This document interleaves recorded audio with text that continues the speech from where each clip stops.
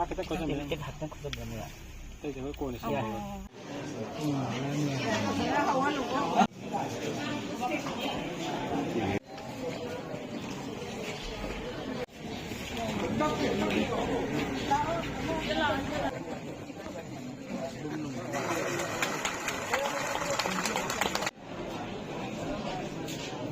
cái thà là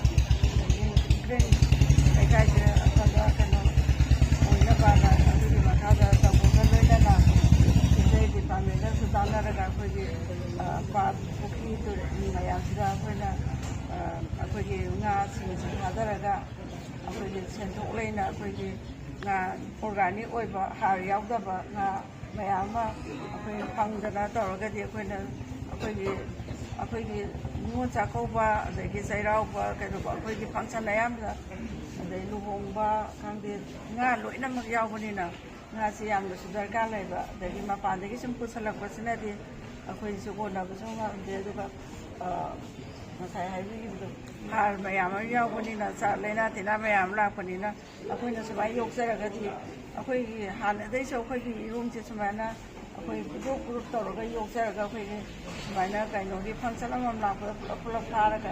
cái adam sửa cái đó tàu đấy sẽ ra một phần đều sao có một phần đều hiện là gì ngam sao mẹ sẽ tháo ra cái hiện là phô thuốc lấy cho nó phá vỡ ngà phô thuốc cái mày làm sao mình là cho nó xuyên thuốc xuất lấy và rồi nà để ép cho và tung ra cái răng cho và rồi nó cũng sẽ không sang nà và rồi nó ngoài là lên mình nó và sẽ hạt ra cái समय nó phô thuốc sẽ lên nó và xin đi và sẽ là cái dây cái bàn lên đi ra cái dây số tiếng bàn gì đó tôi quân đậu tăng ngoài nhà cần là để tức là lên mình là ba ngoài ba sen thuốc này ba mình là sẽ ngoài cần sẽ ra